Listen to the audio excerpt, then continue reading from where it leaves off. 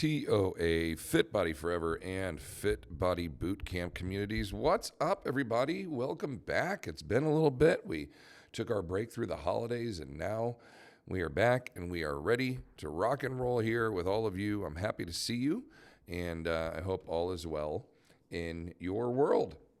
Today's talking point, we are going to talk about the greatest, the most epic, most iconic bodybuilder ever, Arnold Schwarzenegger. Actually, we're going to talk about the Arnold press in particular because over the break, we had one of our coaches inside the Fit Body Forever program message me and just simply asked, what is the purpose of the Arnold press? Like, why do we do that versus just like a neutral grip press or a strict push press or a pronated grip the whole time, etc.? And I said, you know what? That's a really good point. I mean, I don't know if we've ever just sat down and discussed and really given you all a really good answer as to why we favor this lift so much and why it's so good for our population in particular to perform. So if you don't know what it is, I'm going to show you some videos and a couple of different things, but really the Arnold press is, I will start by saying, the safest, in my opinion, and most efficient way of training an overhead press. Most efficient meaning that anatomically I feel like it's the safest version to do. It gets kind of everything that you want, which is a pronated lockout and a supinated flexion at the bottom, which anatomically aligns with anybody with shoulder limitations, rotator cuff issues, shoulder girdle issues across the board, even elbow wrist issues. This is pretty ideal, right? Pretty ideal to work with this anatomy, and we'll talk about why. And what we're targeting is the all three heads of the deltoid. You have your anterior, or also referred to as front deltoid, as number one. You have your medial head or the lateral deltoid head, number two, and then your posterior or the rear deltoid head, number three. We get a lot of anterior shoulder raise development in bench press and in bicep curls and in high pull and like everything else that we do. Our life occurs in front of us, 99% of the time. And our deltoid development reflects that. You can very much so look at anatomical makeup of somebody's shoulder and go, wow. I mean, if we're looking at 100% of deltoid development, 60% of it's probably in the anterior delt. And then the other 40%, 20 and 20, it basically makes up the lateral and the post. Unless you're a bodybuilder or you're Dwight Howard or, somebody with just these amazingly well-developed, like cannonball-esque shoulders. And they really target and focus on the posterior and the lateral delt getting developed. And that's what rounds that shoulder in there so well. So keep that in mind, the rounding, as I kind of use that as an analogy here with the Arnold press. And yes, ideally it is performed seated, kneeling, half kneeling, or if you're going to do it standing, with as quiet of a lower body as possible. Why perform it seated? Because you're trying to target deltoid development without utilizing your lower body really at all. And there is this natural desire / instinct when you're overhead pressing and you're struggling to lean back and try to encourage your chest to help you. So we start basically kind of turn it into an incline chest press, bench press, rather than a strict Arnold overhead press. So when you're seated and you've got a back plate that you can push against that just says, this is where you're stuck at. You can't go further back. Like, this is it. That's kind of the beauty of, we're going to maximize deltoid development in a really good, safe way. And we're not going to cheat, it's when I say cheat, I don't mean like you're cheating on a test.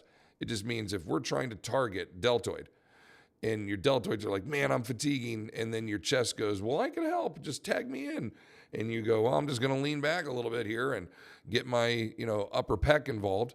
You've kind of cheated now the deltoid out of that pursuit of effort, that fatigued muscular state where the actin and myosin start to rip and tear and come apart. This is all good, right, to an extent.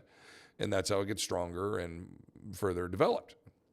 So Locking into the seated position is ideal. If you are going to do it standing, I encourage you to split your feet like you're doing, standing in a lunge, like a bilateral stance. Even would be a split, stance like a lunge to base your pelvic floor and keep your body from tilting back. The wider your feet are, the less likely you are to tilt into that into that inclined overhead pressing position. Now, when we look at muscular development, how the anterior delt and the medial delt is utilized and featured throughout this press, there were some studies done here. This was back in 2017. Rizzoli and Isles. No, just kidding. That was a good show. Razazad and Belushi. I don't know how to say those names, but they did this study. It showcased how much anterior and medial delt you see when utilizing a just strict pronated overhead press versus the Arnold press. And you can see the anterior delt gets quite a bit more work. The medial delt pretty much the same, a tiny bit more maybe. But and you just heard me say, like, we already do a lot of anterior delt work. Why would we do this more? Because of the safe anatomical activation of the rolling through, the rotating component is why this is so valuable, okay? So first, before we dive into all this, let me show you, you've now seen images of it, but let's start here. This gentleman, I don't know who this is, but he's going to give us, this is a very good demonstration here of how the Arnold press kind of rolls through. Now, granted, I'm not trying to scare anybody, being like, oh my gosh, look how huge he is. He's a bodybuilder, okay? I'm just showing you this, and it's a really good image. He shows like where the delt, you can see that anterior delt really lights up. The rolling, rotating out into that position as he ascends the weight up. Pauses in this video just to kind of showcase the breakup, but you see there, like how easily he rolls through, how smooth that last little bit is right here as he rolls through, stretch that delt eccentrically, roll, rotate, punch, reach overhead, and then return back in. It's a very natural, very comfortable action that occurs as you roll through this kind of anterior delt, bicep, upper pec start, and then roll into this anatomically sound overhead lockout where you're going to really maximize the middle delt. And even some posterior stabilization, posterior delt as you roll up and then roll back down. All right, to look at the grandmaster, the granddaddy of them all, let's go over here and just give you a little glimpse of the man, the myth, the Arnold. So this gives you, these are great clips. Some of these are AI like this one. They're videos of him from previous ones that are kind of overlapping with other layouts and whatnot. But the size of him is not AI increased. Like this is how muscular he was. This is back in the 70s. A couple of the clips go into the early 80s. Arnold won Mr. Olympia in 70, 71, 2, 3, 4, 5. So that was 6 in a row. And then he leaves to go to Hollywood. He makes Conan the Barbarian and Hercules and a couple of other movies. And then in 80, he decides he wants to come back and compete one more time. And that 80 physique, that 1980, and there's a video called The Comeback that showcases, like he's always kept himself in great shape because he knows that part of his muscular physique is what got him, into the movies. And it's not his great acting skills. That actually gets developed later where if you watch some of his later work, he can become quite emotional and actually acts pretty well. I'm not going to say Arnold is a great actor. I'm going to say Arnold is an entertaining actor. And Eraser and True Lies and Kindergarten Cop, Who Is Your Daddy and What Does He Do? All of those, that whole generation of Arnold was so good. And even now with his his new series where he kind of embraces his age as an older retired CIA operative or whatnot in Fubar. Great show, really fun. And he's still really fit. There's AI, terrible AI right there.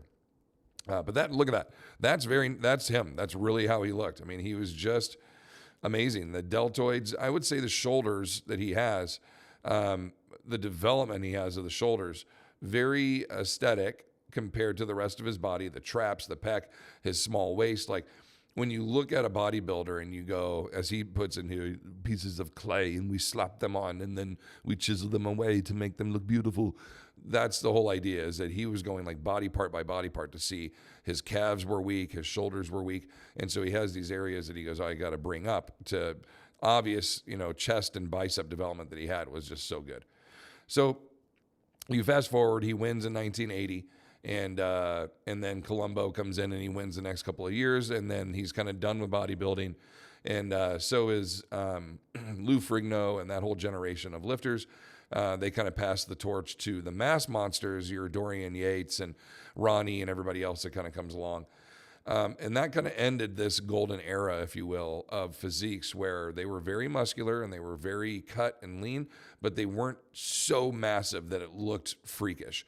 You just saw these guys and you went, wow, they are very fit. They are very strong. They've got beautiful muscular development, but they don't look freakishly odd, where a lot, again, I'm not crapping on that next generation of bodybuilders. They just got too big. It all became about mass and size. And that's one of my favorite pictures right there. That's a great one. That's AI version of it, but that's one of the best poses he's ever hit. And that's a poster that's in many, many rooms, many gyms across this world. The development of where was I going with all that? Oh, that one too. That's another one that is highly featured in lots of weight rooms. This golden era of physique, it's coming back to that now. And we had a gentleman, he just won 6 Arnold's Classic is the division in a row. His name is escaping me right now. It's Chris Bumstead. He kind of brought back this Arnold physique, and that to me is the most popular division in the Olympia. You're still, your big guys are still like the most highest earning Olympia winners. But this physique, this classic physique, just nothing beats it. And the Arnold press, as they kind of feature in here, is part of what kind of helped give him this signature Arnold-esque feature, this frame, along with all different types of shoulder raises, which I feel like are really, really underutilized. And that's another component that we can always talk about on shoulder development, is the feature. If you have clients that cannot overhead press yet, doing pullovers, using a pivot point press, and doing all variations of shoulder raises really helps develop the deltoids to the point where you will be able to overhead press at some point, but you've got to build some strength in there. Now, because most of the work that we do in life is happening in front of us, anterior, specifically like anterior front shoulder raises, aren't a huge necessity that we need to utilize on a regular basis. We actually have plenty of development there. You could spend from this moment on to the rest of your life just doing lateral and posterior shoulder raises, trying to bring in balance of the deltoid, and still probably not achieve it, just because the anterior delt is so dominant in everything else that we do. It's just always going to get work, okay? So our goal is to kind of slap some clay back there and try to get the lateral and the posterior head of the deltoid to develop and grow and round out our shoulder. But by doing so, not only does it look more aesthetically pleasing, but the shoulder performs better because it's evenly strengthened out. I'm going to go back to this picture here real quick, because the origin along the clavicle and the acromion at the top of the shoulder blade there, the origin of all 3 heads are different: anterior, lateral, and post, as they kind of work around this edge of the top of the scapula, right? The top of the shoulder blade. Where they descend to, all are the same. They insert on the deltoid tuberosity, which is basically like right there on your, about, I would say 2/3 of the way up your humerus. That's where you're going to, it's very funny. It's very humorous. It's going to insert there, and all 3 heads, they all descend into that one spot, and they insert there. And so their angle of pull is all different because of where they originate at, but the insertion, where they're locking in to the bone on the far end, all the same for the most part. And so they're pulling at these different angles. And because our life is happening out here, that's why the anterior delt gets recruited so much. But if you think about the deltoid development, like if it was 33% all the way around on each one, the shoulder would anatomically be very, very sound. But because we're so dominant on the front, we're exposed to lateral and posterior displacement, I would consider just a general term of like not being strong enough there. So if the shoulder ever gets out of alignment or in odd positions, it's lacking the strength, and then it's overdeveloped in the front. Where if we target, that's why we do face pulls and we do high pulls and we do so many pulling actions to try to get the posterior delt to develop, that throwing in, 30 hinged flies or a posterior shoulder raise at the end of every other workout would probably be a great thing for us to address and do, to just give extra love to the deltoid, especially the posterior one, as you kind of work through your weekly training programs. Okay, so we'll give you a little history on each of those. The anterior deltoid, the lateral and the post, the traps, the triceps, the rotator cuff, and the core, all of these are utilized in this action. And if you could close your eyes and envision lights that illuminate on each muscle as they activate. That's what I was trying to show you in that video. They did a good job of kind of showing that. When you're starting in the flexed position with the Arnold, with the dumbbells in a supinated grip facing you, right? To start off, and we cue it as pinkies under your chin, or pinkies together, pinkies to chin. And then as you rotate, you're rotating 180 degrees as you start to ascend to the weights over your head. So you're kind of corkscrewing.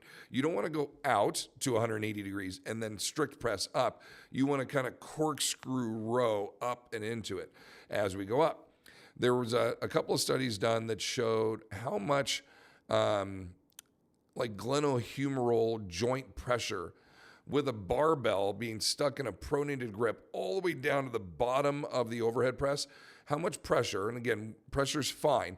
We're just talking about shoulders with arthritis or with rotator cuff injuries or any tendonitis, any itis, inflammation, anything like that.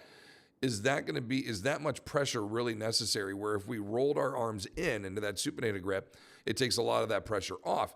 That's why you would want to kind of lend towards the Arnold press, because this bottom flex position, granted, is not creating the greatest stretch, but it's a safer stretch at the bottom of the lift. And then as you roll into that overhead press and kind of corkscrew your way up, what we're maximizing is the pronated thumbs together overhead lockout at the top. And that truly is most important, the pronated lockout versus a neutral grip, or even like a reverse overhead press where your hands stay supinated the whole time. Very difficult. Flexibility of the wrist and the elbow, everything else comes in. But typically you'll see people go Arnold press to like a neutral overhead or even a 45. We really want to try to get to that full 180 degrees where your hands are facing completely away from you. And then you are pronated, locking out with the thumbs together overhead. You can gently touch the weights together and then corkscrew back down into that flexed supinated grip at the bottom. And that corkscrew is a really good analogy. Like you're opening a bottle of wine corkscrew. The little handles, like when you bring the handles up, the corkscrew goes up, and when you bring them down, the corkscrew goes down, right? And they kind of, those leverages work with each other, and that's what pops the cork up. Same idea here is like you're corkscrewing up, pressing those weights overhead, and you corkscrew it back down. Corkscrew it back up, corkscrew it back down. And the deltoids are going to be that little every time as you drive that overhead. Anatomically, we look at the rotator cuff, stability and stress points at the bottom, flex position less. Tricep engagement is going to be at the deep flex position. You're stretching the long head of the tricep, of the long head. There's three heads of the tricep, long, short, and middle, as they consider them, or 1, 2, and 3.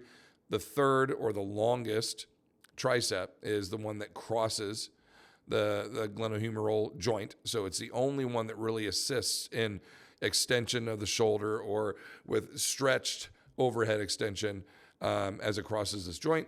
All three triceps do elbow extension, but the long head is the only one that crosses that joint. So pullovers, overhead tricep extensions, etc. You're going to get more long head engagement with that because you're placing it under stress and stretch. That's good. That's what we want. So if we're going to be able to get that in this deep flex position, the long head is stretched really well at the bottom. And then as we reach and press overhead, we're going to get maximum activation in the pronated overhead position. Triceps are very active. The core is taut to hold everything as you're pressing overhead. We're not overarching or leading because we're either seated or in a good split stance position.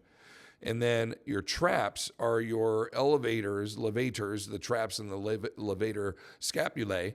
Such a great word, levator scapulae. If I were like a James Bond villain, I would be levator scapulae. Like that would be my bad guy name. I think it's so great. And I would just do this all the time. Mr. Bond. That would be my evil laugh. Lots of elevation of the shoulder blades.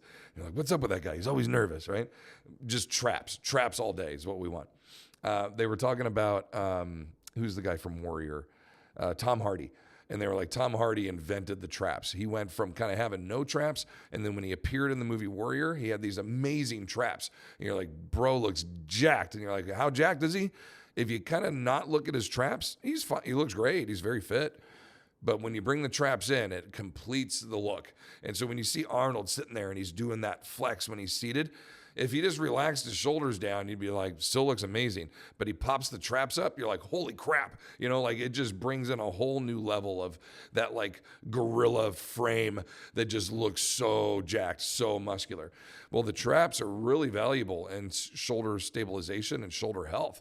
And the better your traps are, the stronger your traps are, the less kyphotic you will become with your head down and forward. You're building the muscles that pull your head and keep your head upright. And your head, as you get older, probably is not going to be changing weight a whole lot, right? Like if it weighs, I don't know, 10 pounds, the human head weighs 8 pounds. Whatever that kid said in the Jerry Maguire movie. 10 pounds, right? Whatever it is, maybe a little more or less. Depending on how smart you are. My wife, who has an IQ of 138, by the way, her head's very heavy, very, very heavy. It's hard for me to constantly work on the traps to help keep her head up. She's so smart. The traps help a ton in anti-aging, poor posture kyphosis.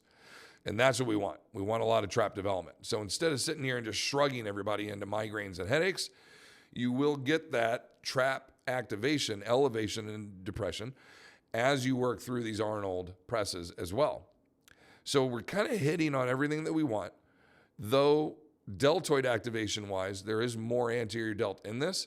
I'll take that little bit extra anterior delt to get the safety value of everything else that comes along with this, that is just going to make it all the better, all the best of why we do this. We increase the range of motion. There's great functional strength development in there. You increase your core engagement for sure. And then improving shoulder activation, just health of the shoulder anatomically as you move through. Very common as we reach and press and do things overhead to kind of mimic that rolling action as well. So in the truest form of the word functional, it is a very functional lift. Okay. Potential risks of this is, as with any overhead pressing, if you have any shoulder impingement issues, you are rolling through a range of motion. So there is potential for something to catch or pinch, something like that. But that kind of goes for any shoulder action. You just got to make sure anatomically you're moving smart, moving efficiently, and paying attention to your body if it hurts. And then the lower back strain. This is very, very real, that you go to Arnold press or any overhead pressing for that matter, and you're struggling, and the next thing you know, you're leaning back into that inclined chest press position because you're like, pecs, help me out. Not ideal. As soon as you do that, okay, we're putting ourselves into positions to probably worse, or if not, I'm going to say increase our potential risk for lower back strain or struggle, but also on the shoulder side. Like you're putting things into a worse position for the overhead press as well. So not only are you stressing your back, you're stressing your shoulder potential for injury as well. Okay. Showing just some comparisons, targets where you're, going across the board here, and then, generally low for overhead press, higher if performed with poor technique. Yeah, no kidding. As with anything, the worse your technique, the higher risk injury rate comes for sure. And, that's a repeat. And so that gives you a little bit more. We did the EMG activity. I want to show you this one, kind of showcase the Arnold press was more efficient of an exercise in activating the anterior and the medial deltoid. These are the graph that I showed you earlier, right? As opposed to just a traditional overhead press. So activation was higher, range of motion was a bit higher, stabilization in the joint, etc., more development of all that. Great value in performing this Arnold overhead press versus just a traditional press. Now, is it dangerous, quote unquote? Okay, is it dangerous to overhead press in a pronated, where are my hands so you can see me, pronated pressing grip the whole time? I'm not going to say it's dangerous. I just think there are lifts that are higher risk of potential impingement or uncomfortableness. And if you're fixed to a bar that makes your hand stay in that pronated grip and that range of motion, especially if you're in a Smith machine where the bar is guided and stuck in one place, I think you're probably asking for more potential risk of injury in that than if you were using a free-floating, free-weight barbell to overhead press. But even from the barbell, you're still fixed and still stuck in kind of a gripped, pronated grip position, where with you utilizing a dumbbell, you can position those weights wherever is most comfortable for you under probably a greater, I'm not going to say probably, definitely a greater range of motion, because by manipulating the weights into the supinated grip, I can go below my clavicle, below my scapular line with the dumbbells in hand, where the barbell I cannot. Once the bar hits my clavicle, I can't go any lower. If I do, I'm just sitting it deeper into my body. That's only going to hurt. But at some point, that's as far as you can go. With the dumbbells, you can go deeper in range of motion, and I can put my hands wherever I'm most comfortable as I roll through. You've got the how do you say it? The interventricular groove. That's the groove, this notch that's at the top of the humerus when it inserts into the glenohumeral joint. There's this little groove that looks like a knuckle, and that's where your bicep tendon runs down. And then there's another kind of groove next to it, and the anterior deltoid. And each one of these kind of has their own, the pec, et cetera, as it comes across. There are these little grooved patterns, these areas where the tendons that are attaching the muscle to the bone, they are guiding and kind of moving through these ranges. If one of them's swollen, overused, underused, underdeveloped, overdeveloped, they can kind of pop in and out of those grooves. And that's where someone will go, put your hand on my shoulder. Every time I do this, feel how that pops? Pop, pop, pop, pop, pop, pop every time. And I'm like, does it hurt? And they go, no. And I say, okay, general rule of thumb is if it doesn't hurt, you're fine. But why is it doing that? Like a shoulder that is anatomically sound across the board, no damage, no overdevelopment, shouldn't make that noise or that feeling when you're going through this range of motion, technically speaking. But real life is we're all using our shoulders in all these different angles. You're never going to have symmetrically perfect shoulders and develop 33% of each deltoid. That's never going to happen. So realistically, we go, well, if there's no pain, we're good. And let's try to get everything in the right groove, the right path to where something's being overstimulated, overused, and it's swollen, itis. It's swollen. That's why it's popping in and out of the groove, because it doesn't fit. It's too big. Where if it's less stressed, less stimulated, less swollen, less itis, then it'll just sit in that groove nice and easy, and you won't feel it popping back and forth when you go. And so think of like a string, like a guitar string. Every time you move it, boom, right? Well, bend that string now over something while you strum it. You're like, boy, that's going to create a lot of friction that's rubbing back and forth. Yeah, the bone is underneath that. And so that's where the bone will start to get some stress damage. The tendon starts to get stress damage, and then it swells because you are taking a muscle through a range of motion that it's either not used to, or it's the wrong angle of attack for it, or you used a load or did too many reps or did too big of a range that the body's not used to. And so it swells up because that's the defense mechanism of the body is under stress and injury, we swell to defend, right? Your body's got little bursa sacs, call them deflated balloons is a good analogy. You roll your ankle and it swells up. It's like the airbags going off inside that joint to defend it. And so very similar inside the shoulder or your elbow or anywhere, all your joints, they have little bursitis, swollen, deflated balloons just sitting there waiting to deploy whenever you do something wrong. So if you're overhead pressing and you're using a little too much weight and you're struggling and your bicep tendon starts to swell, well, the little bursitis, the bursa sac will swell up too. And now you've got some extra itis, tendonitis in that joint. And it's going to boop, it's going to move around until you work on it, reduce the swelling, increase your range of motion with proper load and proper progression. Don't do too much. But also, if you're weak as shit and you're not working through a range of motion and your body's just getting weaker and frailer and you're moving in position, then the second you try to move your arm into that, it's going to swell up because of underuse. And so there's always that Goldilocks zone that we're trying to hit, where you're doing good ranges with progressive overload. That's why it's not just called overload, it's called progressive overload, to make sure that you're appropriately progressing the loads in which we want you to stress your joints with. And ideally, with good ranges of motion, controlled Arnold pressing should be the healthiest version of this for you. So as we work with aging populations or anybody with a shoulder impingement or shoulder ailment at all, featuring the Arnold press, I think, is great value. Is it going to give you the greatest return for muscular development? Probably not, but it's going to be a good contributor to it. Is it going to give you the best functional strength development? Yes. That's where I think it's definitely going to help us, right? As you grab your suitcase and you're holding with a neutral grip and you go to put it into the overhead compartment, what are you doing with your hands? You're turning them as you push, right? We do that. I pick up my kids and I throw them into the pool, right? Like that's part of, I toss my kids in the pool often. We just went to Idaho and got to go out to some natural hot springs, and I was chucking those kids all over that pool. It was super fun.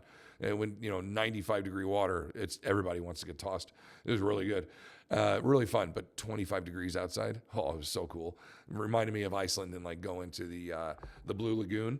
And Keegan and I were there, and it was like, 10 degrees outside, and we're in 100-degree water and our bathing suits walking around. And it's snowing outside. Like so cool, so cool.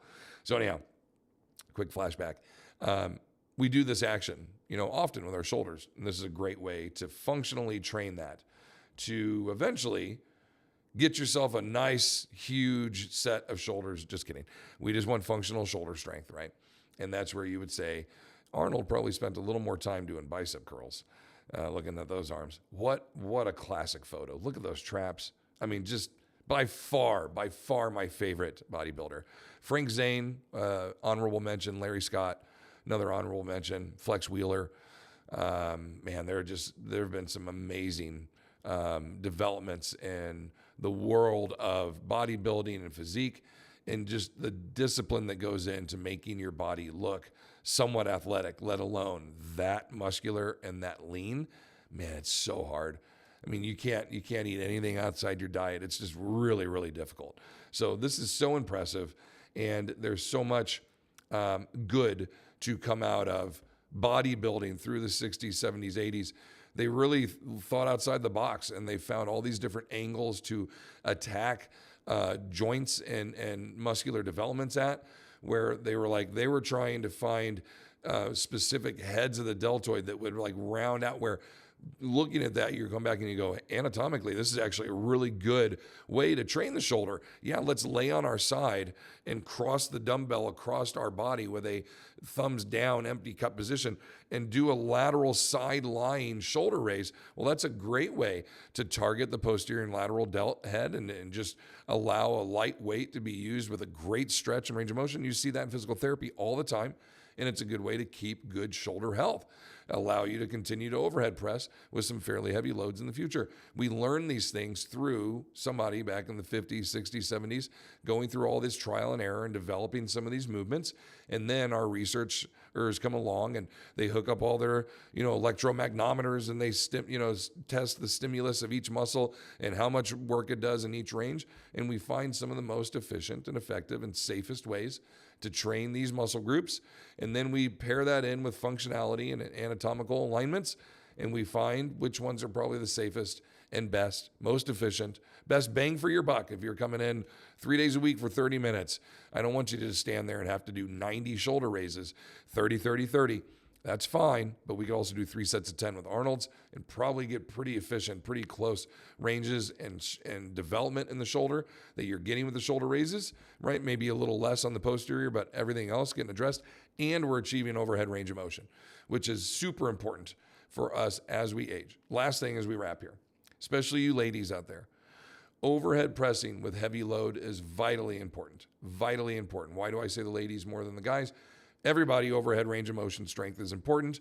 Ladies, however, you are 3 times more likely to experience bone density loss than us guys. And you have 2 fall-offs of that, premenopause, postmenopause. And then another one, probably right around age 70. There's this drastic, Peter Attia talks about this cliff of like everything's kind of maintaining, and then 70, there's this massive drop-off of functionality and everything with your body. But if you're training to maintain overhead range of motion, and you're stressing with heavier loads, the amount of pressure put back through your bones when you're struggling to overhead press It addresses everything, like every bone in the body. Unless you're seated, then your legs aren't getting a ton. But from your pelvic bone, the sit bones that you're on, all the way up overhead, vertebrae, everything, arms, everything else, all heavily stressed while you're overhead pressing. Not only is it maintaining that overhead range of motion that's super important to our posture and to our functionality of reaching our arms over our head, but that stress being placed back through the frame helps a ton in maintaining, if not increasing, your bone density as you age. And we saw that via the Lift More studies with Belinda Beck. Overhead pressing, vitally important. Deadlifting, vitally important. Box squats or sit to stands, vitally important.